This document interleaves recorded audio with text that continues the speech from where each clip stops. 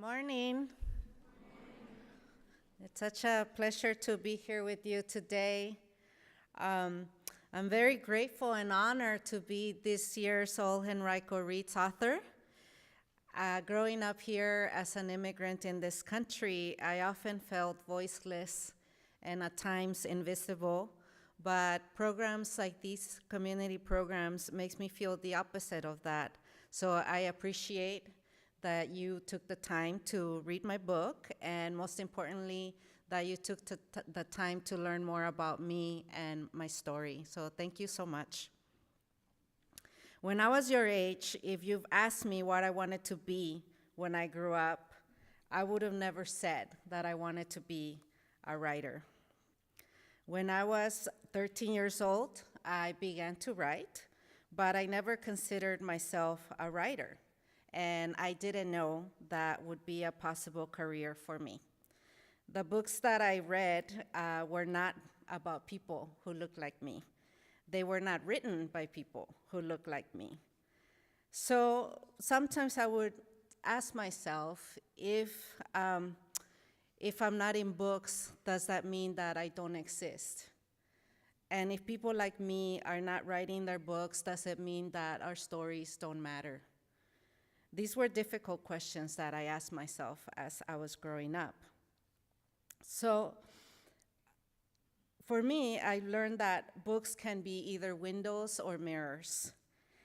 They can be a window into another experience, another world, or they can reflect your own experiences where you see yourself, where you recognize your story in the pages of a book. And that experience can be very empowering.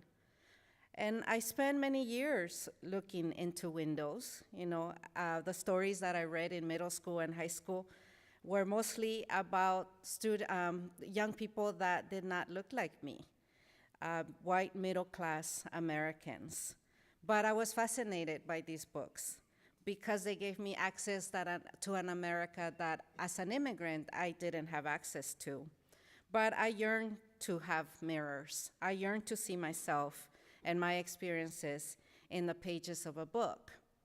And as a young girl, I did not know about the publishing industry, and I didn't know that the reason why I couldn't find these books that I longed to read was because people like me struggled to be published and to have their stories put out there by the publishing industry. So because I couldn't find books that I could relate to, I wrote stories for myself. And the stories that I wrote were about children like me, children who were abused by their parents, or children who lived in poverty, children from broken homes, children who felt vulnerable and afraid, children who were hungry in every way. So I wrote the stories that I wanted to read and that I couldn't find elsewhere. And in many ways, I feel that writing and reading saved me. My immigrant childhood was very traumatic. It's an experience that left many scars that even to this day I'm still struggling with. I find that immigration can be a very complex and complicated issue, and there's so many aspects to it that makes it difficult to understand. There's the political, there's the economic, the legal, the social aspects, and so forth. But the one that we hardly ever talk about is the mental and emotional toll that it takes on the immigrants themselves. The words trauma, post-traumatic stress disorder, depression, anxiety, these were words that I was not familiar with. They were not vocabulary that I knew, but I felt trapped, and I felt a prisoner of my experiences. So I learned to express everything that I was feeling through stories. And I wrote even more because I watched my father deal with his own trauma and his own complicated feelings and drown them in a can of Budweiser. So I didn't know that I was traumatized, but I knew that there was something wrong with me. And the only thing that made me feel better was by writing and by reading. Writing gave me an outlet. It gave me a way to express myself, express my feelings on the page, and reading helped me to escape my reality. The hours that it took me to read a book, those were hours when I didn't have to think about my own difficulties or my own struggles. And the hours that I spent writing, those were hours I spent purging all the ugly stuff out of my body, all of my sadness, all of my pain, all of my resentment and my fear. I put it all out onto the pages that I wrote so that those things wouldn't remain in my body, spreading like poison. So in a way, writing set me free. A few years ago, I read an article that talked about a writing experiment that a hospital conducted. And what the hospital did was half of the patients that they admitted were given a journal in which to write every day, and the other half of the patients did not get a journal. And what the hospital saw in their experiment was that the patients who wrote every day on their journals, they healed faster and they were discharged sooner than the patients who did not write. And when I read that article, it was no surprise to me to see how writing has the power to heal, because that's exactly my experience with writing. So for me, even though I love to write, I never thought of writing as a possible career. I just saw it as something that helped me on a personal level to overcome things. So I was very fortunate that when I transferred to the community college, that is when things changed for me. It was there where I met my English professor, Diana Sabas, and she was the one who put me on the path to writing. Diana was the very first teacher I had who told me I had writing talent, and she was the first one to tell me that my stories mattered. Diana also gave me books about people like me, written by people like me. So she introduced me to the works of Latina writers like Elena Maria Viramontes, Sandra Cisneros, who to this day continues to be my literary hero, Isabel Allende, and Julia Alvarez, among many other Latinas. And they became my inspiration, and their books finally were mirrors to my experience. And I recognized my pain and my struggles in the stories that they wrote. So this is the time for me when writing became a possible career option. This is the time when I suddenly knew that that's what I wanted to be. I wanted to be a professional writer. So I am very grateful to this teacher who set me on that path towards writing. My professor Diana was the one to help me to transfer to a four-year university. My parents, they did not go to university. They didn't go to high school. They didn't go to middle school. They only went to elementary school. So they were not able to guide me through this process of pursuing higher education. So I was very grateful for this teacher who helped me find my way towards the university, and she helped me to apply. She helped me to find scholarships to help me pay for my education. And she sent me off to this university so that I could study writing and so that I could pursue my desire to be a professional writer. And it was there at the university that I learned how to write better and how to put together books and more stories. And it was there at the university where I made history in my family when I became the first in my entire family to obtain a university degree. And 4 years after my graduation, I was able to finally find my way towards publication. And my first book, Across 100 Mountains, was published. So writing helped me to transform myself from being an undocumented immigrant to a successful published author. And writing has continued to help me on my personal growth, but I discovered that writing could also be used as a tool for social change. And through the years of living here in this country, I have not liked what I've been seeing, the way that this country and also countries around the world, the way that they treat immigrants and refugees.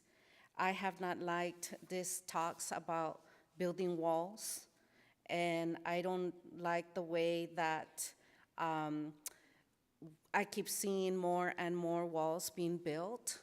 In the 80s, we only had 15 border walls around the world, and now we have more than 63 border walls around the world, and more of them are being built.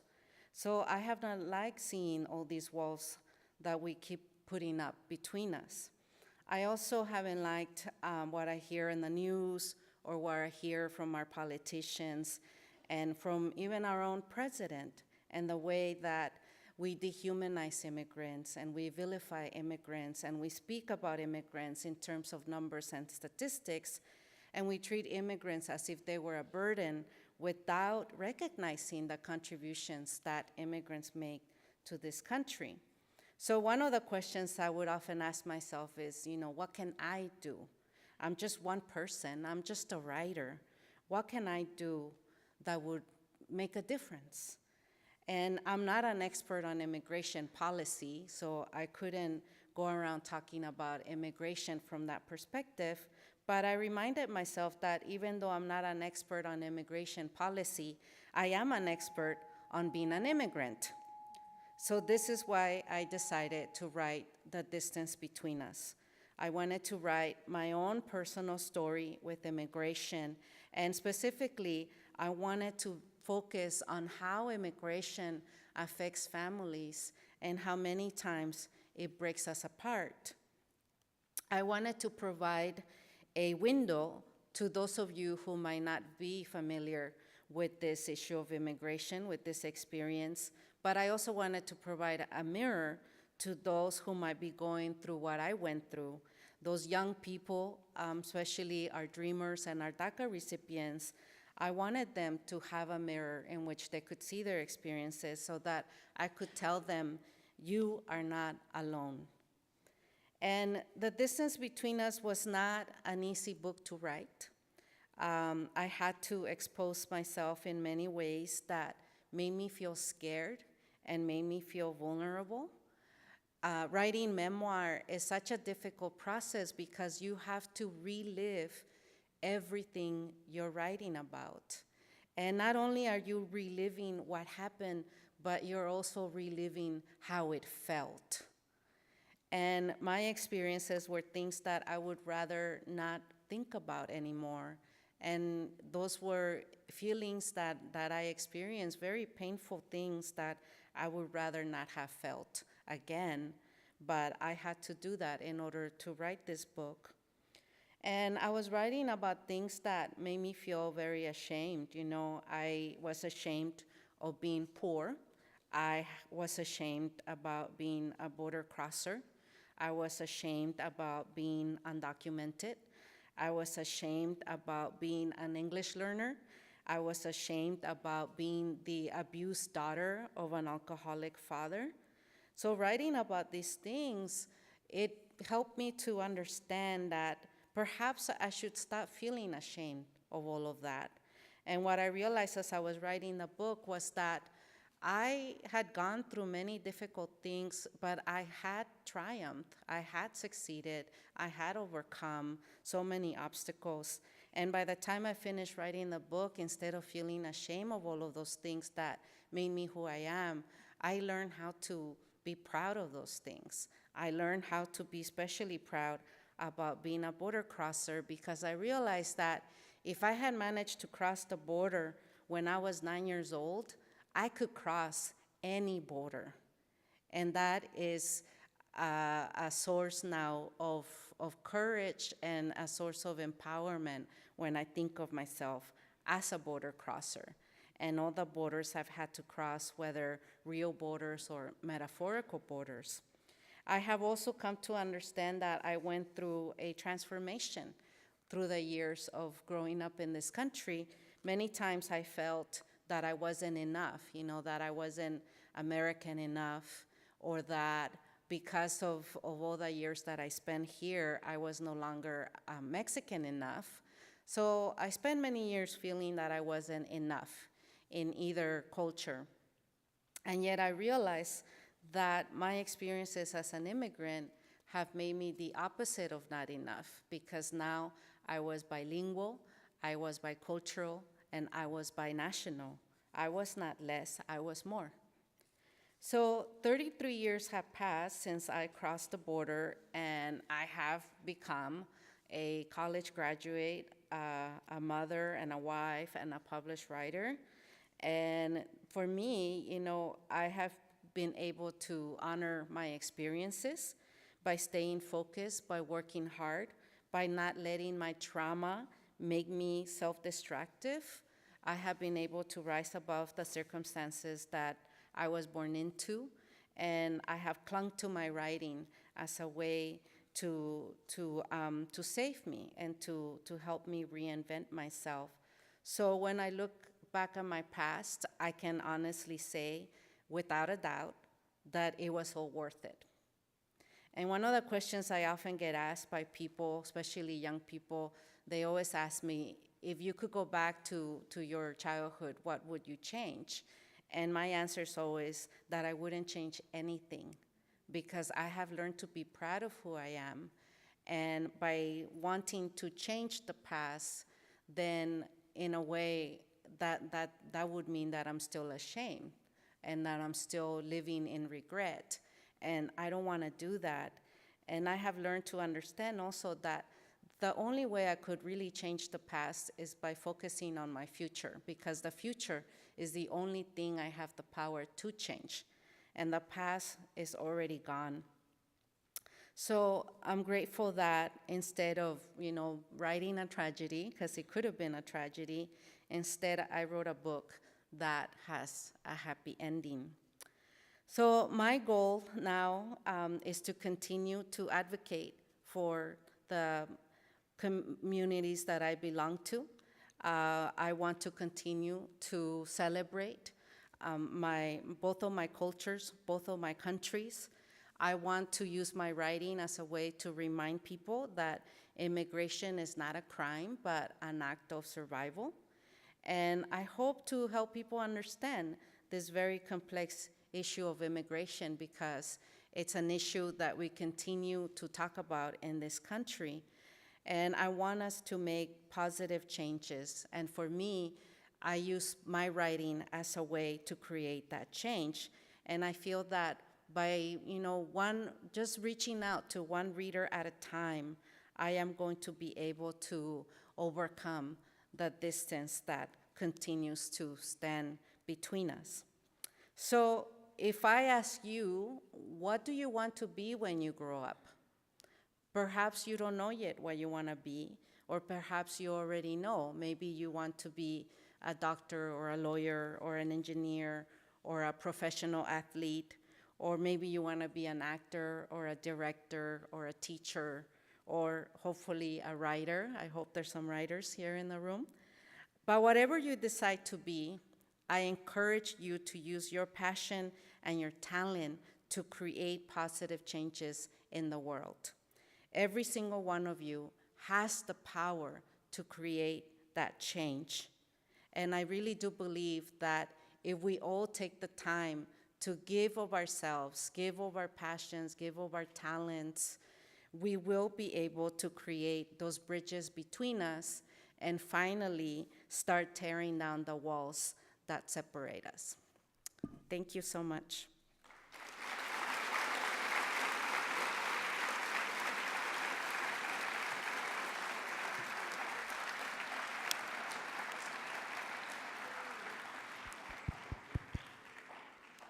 Thank you. We have students who have questions. If you could just stand where you are, we'll bring the mic to you.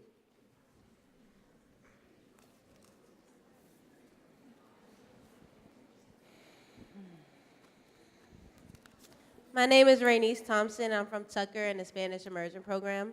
And my question is, ¿qué es su relación con su mamá ahora?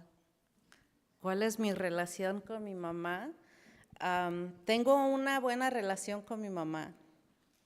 Ahora más que nunca. Nos llevamos muy bien.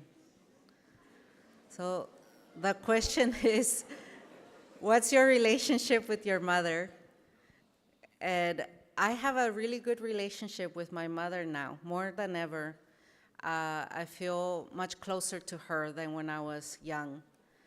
When I was your age, I was very angry at my mother. You know, I was very angry. I was very hurt about her behavior. I felt a lot of resentment towards her. And it's taken me many, many years to understand her and to forgive her, especially. You know, forgiveness takes a long time. But writing The Distance Between Us actually helped me to understand and to forgive my mom and also my dad. And also, as a writer, I have learned that sometimes when you don't like the story that you're living in, you can write a new one.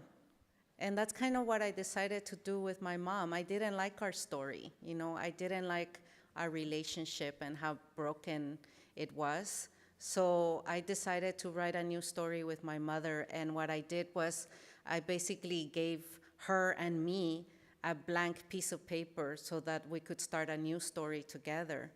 And what that means is that I stopped reminding her of her mistakes. I stopped throwing it in her face that she abandoned me many times, that she was not there for me when I needed her, that she failed me. I stopped reminding her of that, and I just started all over again with her. And I said, you know what? Let's just close that chapter and let's start a new one. And that has actually been a very healing thing for me and for her as well. Hi, I'm Krishida, and I'm from Short Pump Middle. So is it a coincidence that your grandma's name is Evola, or did you give her a nickname? Yeah, that is her real name, you know. It's funny because one of my writing teachers, when he read the manuscript of my book, he told me, he said, you know, Reyna, if you were writing fiction, I would strongly suggest that you change your grandmother's name because it's too much on the nose. But because it's memoir and because that was her real name, I wasn't gonna change it, but I just thought it was funny that name really fit her so well. My name Yeah. is Sammy, and I'm from Holman Middle School. So, in the end of the book, you said that your father died from liver cancer. So, what happened to Mila and your mom? Yeah, yes, my father passed away from liver cancer, and it was from his addiction to alcohol that led to that. And it was a very painful experience for me because I was writing The Distance Between Us when my father was diagnosed with liver cancer. And I struggled a lot with the writing of the book because I was basically juggling two fathers. I was juggling the father that I had as a teenage girl, and that was the father that was alcoholic and abusive. And then in the present time, I was juggling this father that was no longer an alcoholic and who was terminally ill with cancer. And I struggled with these, you know, all of these emotions that I was dealing with.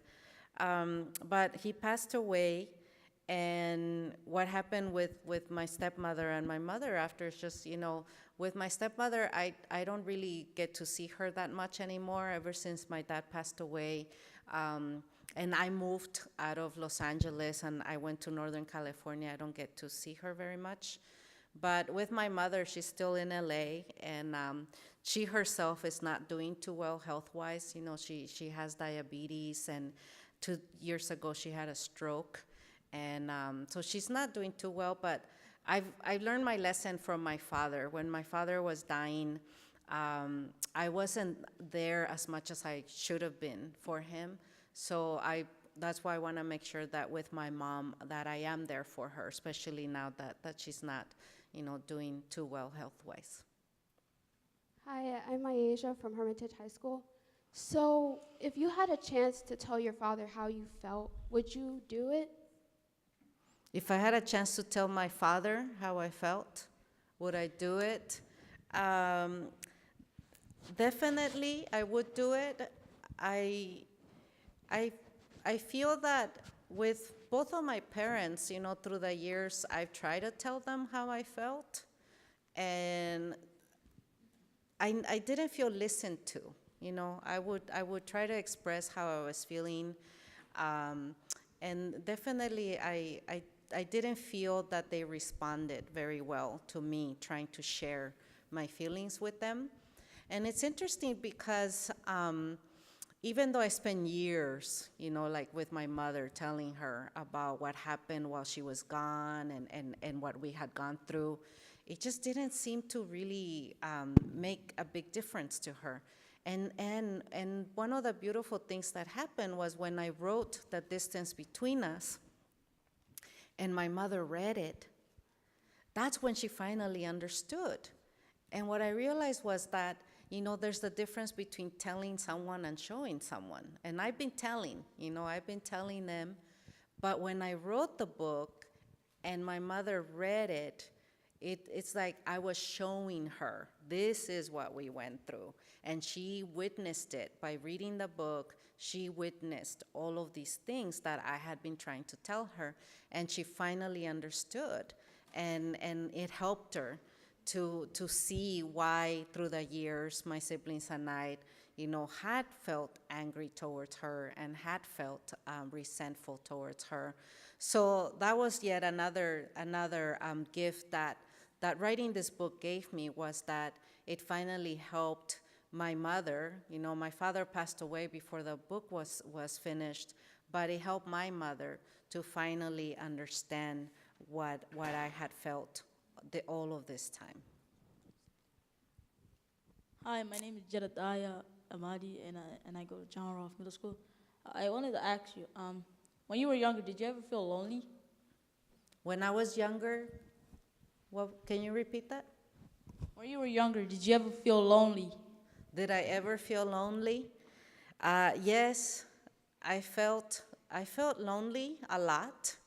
And that's why I wrote so much, and that's why I read so much too, because when I read books, I didn't feel lonely anymore. I had all these stories, all these adventures. I could access different experiences and travel to different places. And this is why I love to read so much, because they made me feel less alone and less afraid. Through the years, I think it's human nature for us to experience loneliness, but we need to learn how to handle it and how to be able to enjoy our aloneness and learn. There's a very fine line between being alone and being lonely. So whenever you cross that line, you need to learn how to be alone and enjoy being alone. Enjoy your own company. That's a good thing. But when you cross that line, when you start to feel lonely, definitely, reach out to people. Reach out to your family, to your friends. Watch a good movie, read a good book, but do something to make sure that you don't dwell in that loneliness, because loneliness can really lead to some very, dark places, and you don't want that. You want to make sure that you learn how to be alone without being lonely. My name is Tanaya McLean. I come from John Rolfe Middle School. How did it take you coming to America, crossing the border, to find yourself? Mm-hmm. Yeah, immigration is a human experience, and it's an experience that we all had through centuries. This is the experience of migration, of people having to leave their homes to go somewhere else to search for a better life.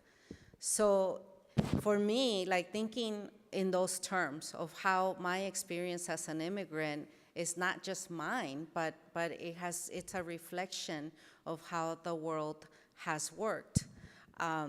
it helps me feel less alone because I feel connected to immigrants and refugees from all over the country. It makes me feel connected to all the immigrants that have come before me, even centuries and centuries ago, and what they went through.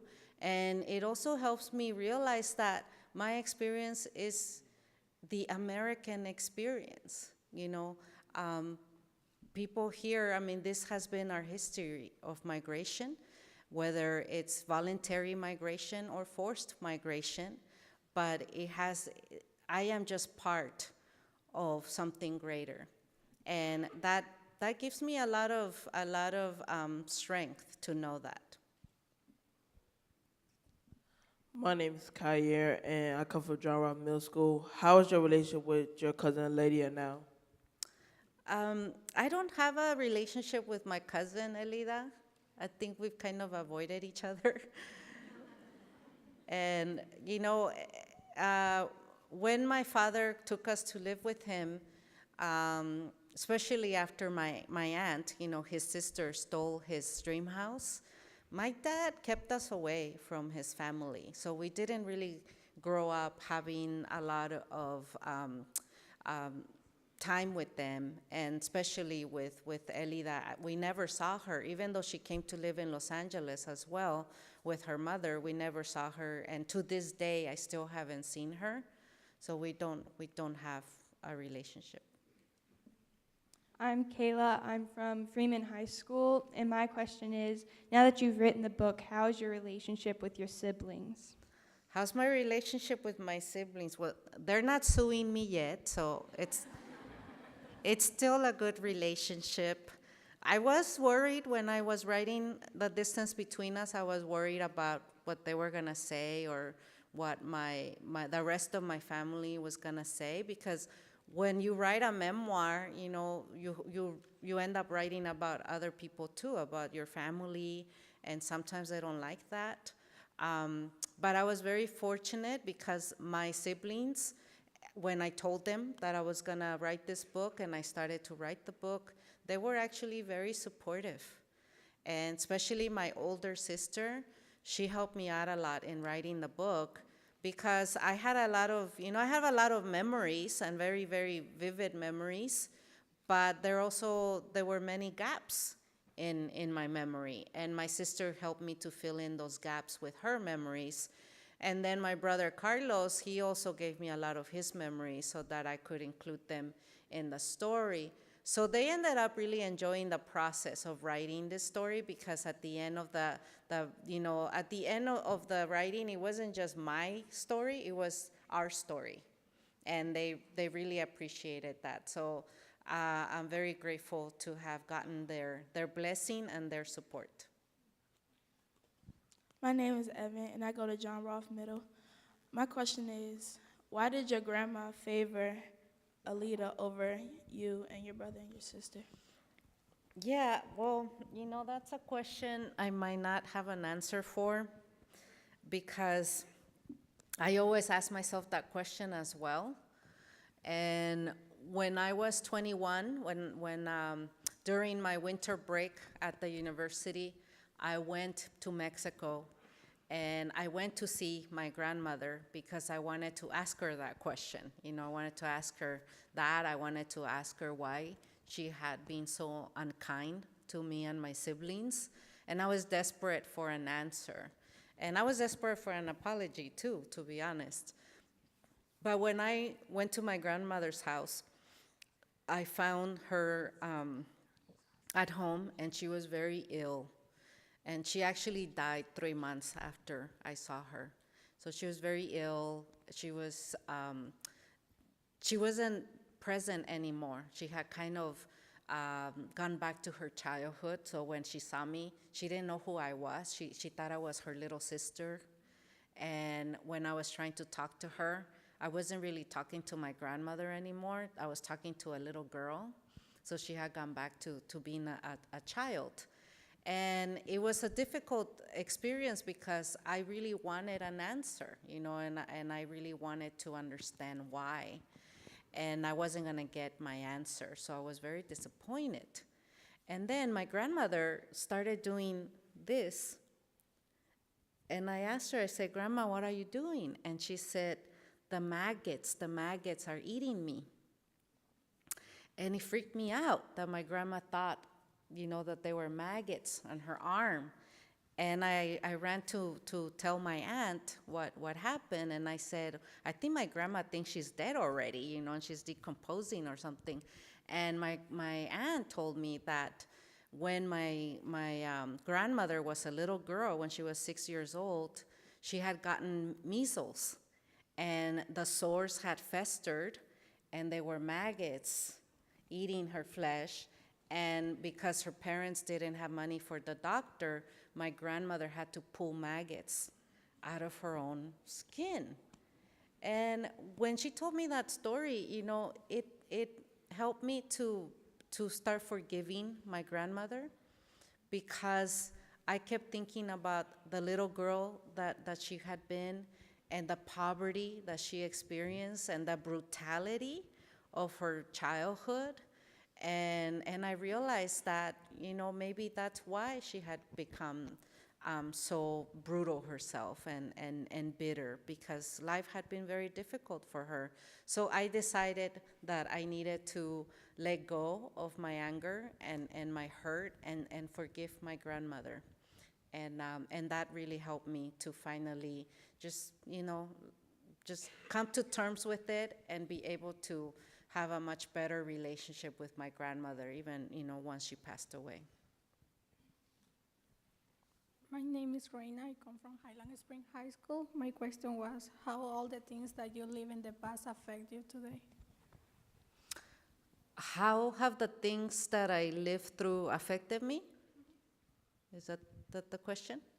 Yeah. Yes. Yeah. Well, I think I think that's why I've been writing so many books about it, because it affected me in a very deep way. And like I said earlier, my writing has helped me to deal with all of those emotions that my experiences have brought up in me. But in a positive way, I feel that because of these experiences that I went through, they have given me a different understanding of the world. And they have really helped me see, the complexities of our life and the way we see things. And it just opened my eyes to seeing things differently. And I feel that,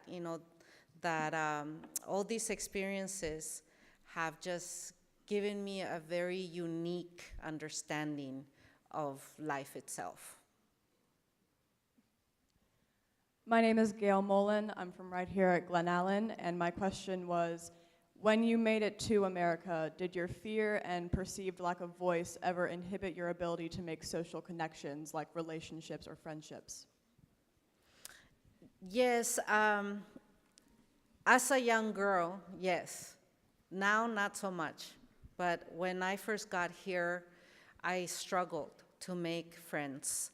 I struggled to make connections with other people, especially with my teachers, that they were not from my own culture, and they didn't speak my language. That was very difficult. I felt very isolated. I felt that I didn't have the words to express how I was feeling, and I felt lonely. I was very grateful that I had my siblings with me, because the three of us were going through a similar experience, so we supported each other as much as we could. But outside of home, I really struggled to make friends and to make those connections. And I struggled all through high school. College was also very difficult for me.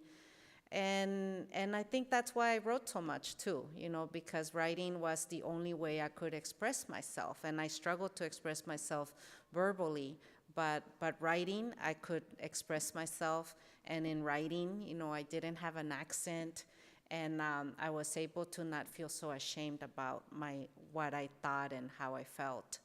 So now, I think another way that writing has really helped me now to make connections is that, I'm still an introvert, and I'm still a pretty shy person. You wouldn't know it, but I am. But one of the things that makes me feel more comfortable and less afraid is that, you know, when I walk into this room, for example, I knew you guys had read my book. I know that you know me, right? You know many things about me. So I reminded myself that you're not strangers, you know, that we are already connected in some way, and that made me feel brave enough, you know, to then open up and to share more about myself. So this is another reason why I've appreciated my writing, because I feel that even before I step into a room, I already feel that we're connected in some way. My name is Fahid Mahasis, and my question is, where is Carlos and Mago at right now? Where are Carlos and Mago right now? Yes. They're working, you know, part of being adults. We all gotta work. Yeah, Mago, Carlos, Betty, I mean, you know, we all had to have a job and pay our bills and pay our mortgage and support our children. And I'm very happy now because, you know, like I mentioned earlier, that I was the first in my family to graduate from the university. And one of the dreams that I had was that one day I wanted to see more and more people in my family go to university. So now our children have actually now gotten to that stage. My brother Carlos, his oldest daughter is now a sophomore at a university. And Mago's oldest daughter just finished community college, and she's transferring this fall to a four-year university. And Betty's son, her oldest son, is starting community college this year. And my son is in high school, so he's 16. So he's gonna be heading that way soon. And my daughter, she's 10 years old, and she's so smart, she could start college tomorrow. But my children have grown up in a different way. You know, for them, it's never been if you go to college. It's always been when you go to college. So I have like drilled that into them so much that now when my daughter plays with her Barbies, they're in college. Hi, my name is Kimberly, and I go to John Robb Middle. So my question is, are you currently working on another book? Am I currently working on another book? Yes. Well, I just finished writing the sequel to The Distance Between Us. It's coming out in October, and it's called A Dream Called Home. So I'm very happy that I get to share the next part of my life with you guys. So keep an eye out for that book, and that book it's finished, and it's on its way towards publication. So now I've started a new novel. I'm going back to fiction because I can't, when you write memoir, it's very emotionally draining that I needed to work on a novel. I needed to work on something that wasn't about me, just to give myself a chance to kind of recover. So I'm working on a novel now, and it's still about immigration because that's what I like to write about.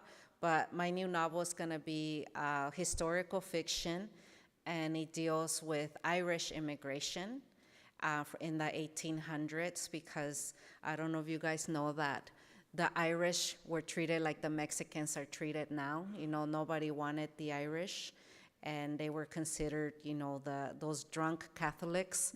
So I want to go back to that time period and capture somebody else's immigrant story. So that's what I'm working on now. Hi, my name is Omaris, and I'm from Freeman High School.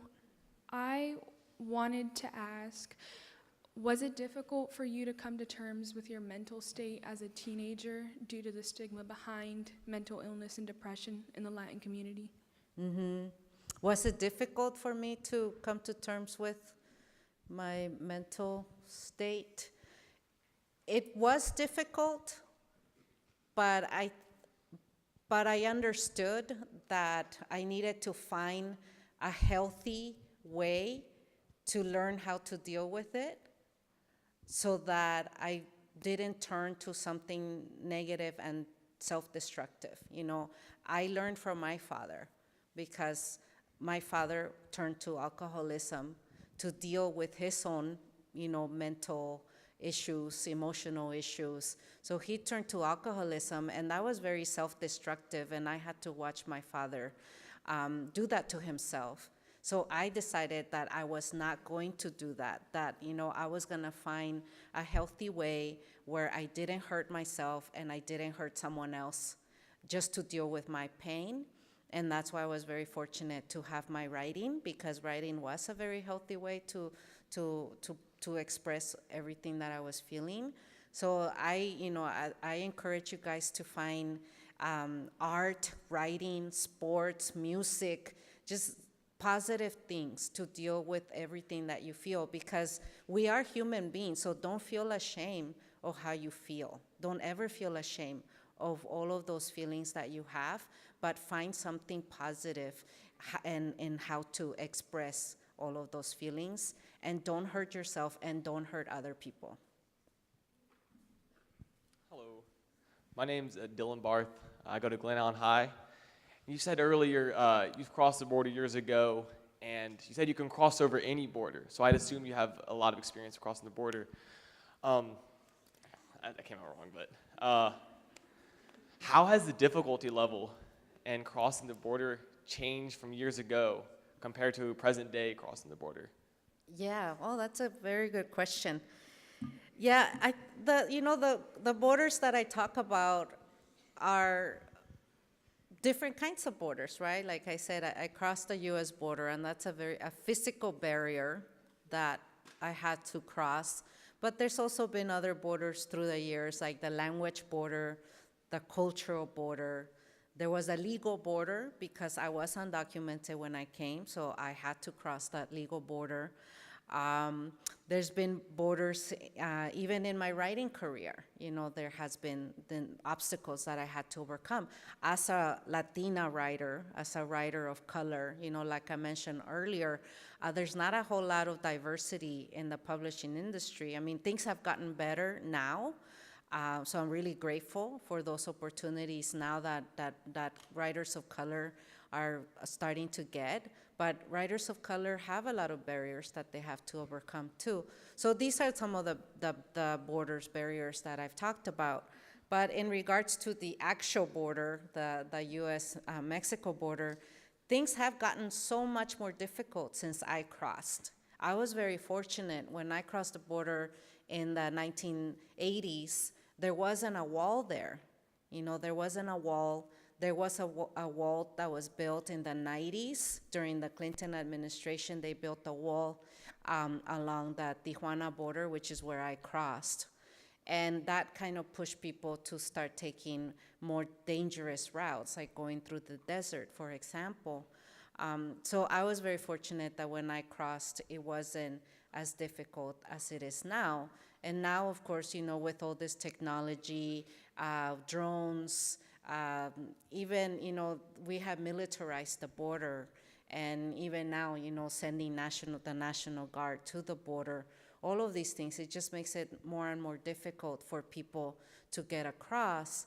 But the one thing that really bothers me is that, the way to really deal with immigration is in a way that I would like to see a more like, a humane way to deal with it.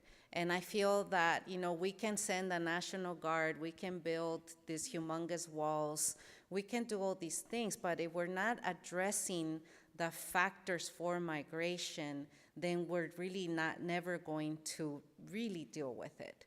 And what I'm talking about is, we need to really ask ourselves, why are people migrating? Why are they leaving their homes, leaving their families behind, risking their lives to migrate? Why are they doing that? And what can we do to help them stay home? Because nobody wants to be a migrant. Nobody wants to leave their home. Nobody wants to come here illegally. Nobody wants to risk their lives. They do it because they have to do it. So if we tackle those factors like poverty, war, violence, persecution, those things, if we tackle those things, then we can really start dealing with immigration. We have time for just one more question. Okay. My name is Wendy. I'm from Hermitage High School. First, I would like to thank you for being an inspiration as a Mexican writer. My question would be, since you've published your book, have you received any hatred or disapproval from your journey as an immigrant? Since I published my book, have I received disapproval? Once in a while, I get an email that's not very kind, something like, go back to where you came from kind of thing. It's not very common. I would say most of the time, I get really nice emails from people who read my book, who tell me, thank you for writing this book. You help me understand things in a different way. Or I get emails from immigrants themselves, who are very grateful that I was able to write about this experience. So it's only once in a while when I've gotten negative comments from people. One experience I had that was very painful was I was doing a reading at a Barnes & Noble in Texas about the book, and this woman showed up to yell at me right before the reading started. She hadn't even read my book. She just read an article in the paper about the book. And she came to my reading and she started yelling at me, and she said that my book was promoting illegal immigration, and she said, I don't like all these immigrants, go back to where you came from. And that was very painful because it was a Latina who was yelling at me. It was a Latina, a woman of Mexican descent whose family had been here for generations, and she did not like new immigrants in the country. So she was very angry at me and at my work. And that was very hard because, it's always hard when somebody who looks like you from your own culture who turns against you. So that was very difficult, but it also made me determined to keep doing what I'm doing, because I feel that I need to speak my truth, and I'm not gonna let somebody else keep me from speaking my truth. Yeah. All right. Thank you.